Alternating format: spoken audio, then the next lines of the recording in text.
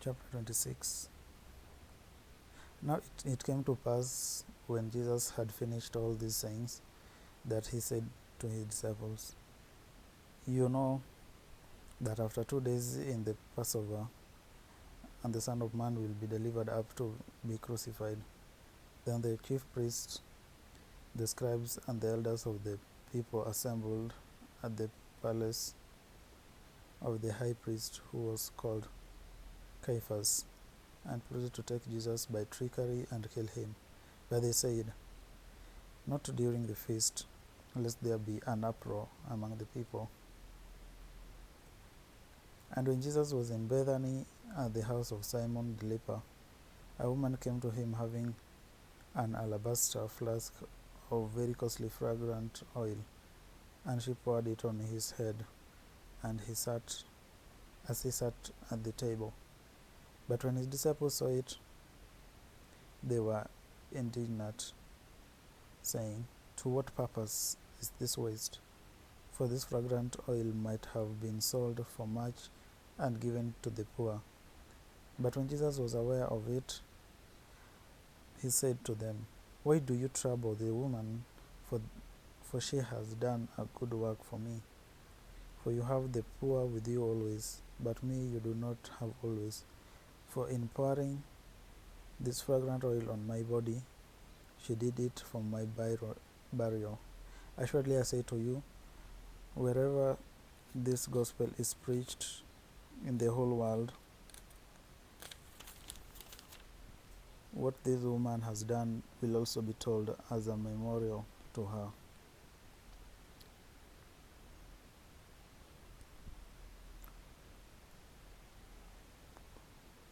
Then one of the 12, called Judas Iscariot, went to the chief priests and said,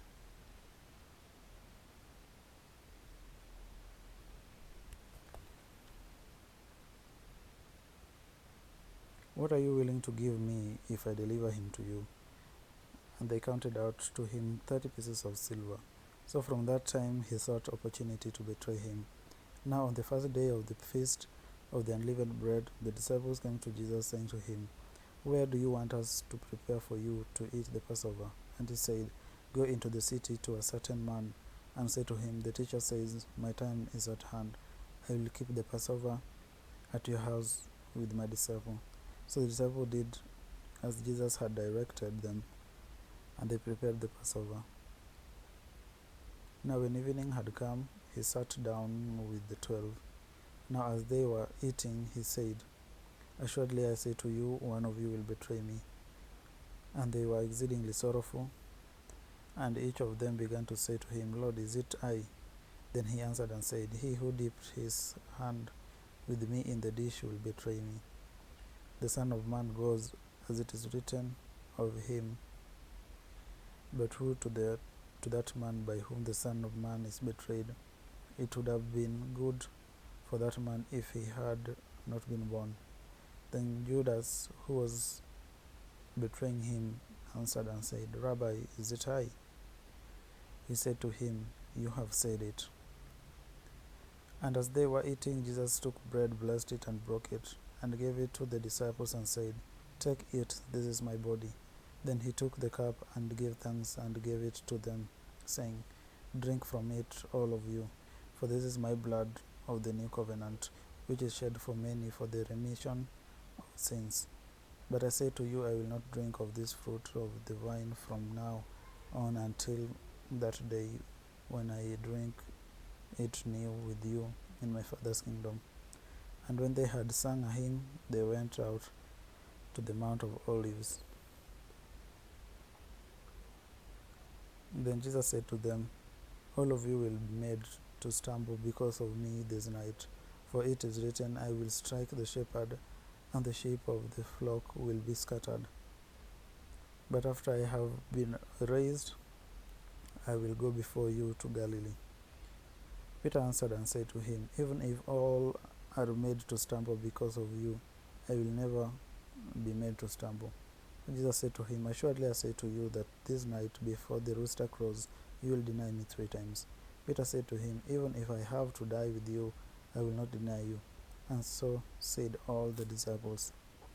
Then Jesus came with them to a place called Gethsemane, and said to the disciples, "Sit here while I go and pray over there." And he took with him Peter and the two sons of Zebedee, and he began to be sorrowful and deeply distressed. Then he said to them, "My soul is exceedingly sorrowful, even to death.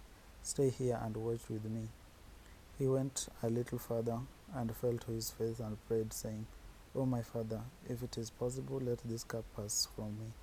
Nevertheless, not as I will, but as you will." Then he came to the disciples and found them asleep, and said to Peter, "What, could you not watch with me 1 hour? Watch and pray, lest you enter into temptation. The spirit indeed is willing, but the flesh is weak." He went away again a second time and prayed, saying, "O my Father, if this cup cannot pass away from me unless I drink it, your will be done." And he came and found them asleep again, for their eyes were heavy. So he left them, went away again, and prayed the third time, saying the same words. Then he came to his disciples and said to them, "Are you still sleeping and resting? Behold, the hour is at hand, and the Son of Man is being betrayed into the hands of sinners. Rise, let us be going. See, he who betrays me is at hand." And while he was still speaking, behold, Judas, one of the 12, with a great multitude, with swords and clubs, came from the chief priests and elders of the people. Now his betrayer had given them a sign, saying, "Whomever I kiss, he is the one, seize him." Then immediately he went up to Jesus and said, "Greetings, Rabbi," and kissed him. And Jesus said to him, "Friend, why have you come?" Then they came and laid hands on Jesus and took him. And suddenly one of those who were with Jesus stretched out his hand and drew his sword, struck the servant of the high priest, and cut off his ear. Then Jesus said to him, "Put your sword in its place, for all who take the sword will perish by the sword. Or do you think that I cannot now pray to my Father, and he will provide me with more than 12 legions of angels?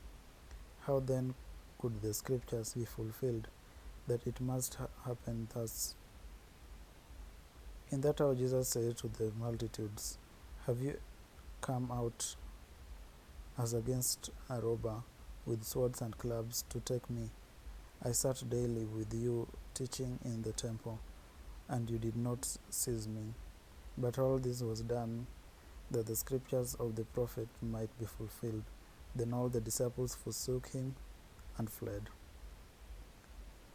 And those who had laid hold on Jesus led him away to Caiaphas the high priest, where the scribes and the elders were assembled.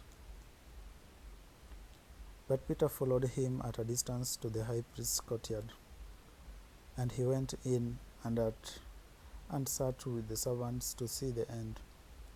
Now the chief priests, the elders, and all the council sought false testimony against Jesus and put him to death.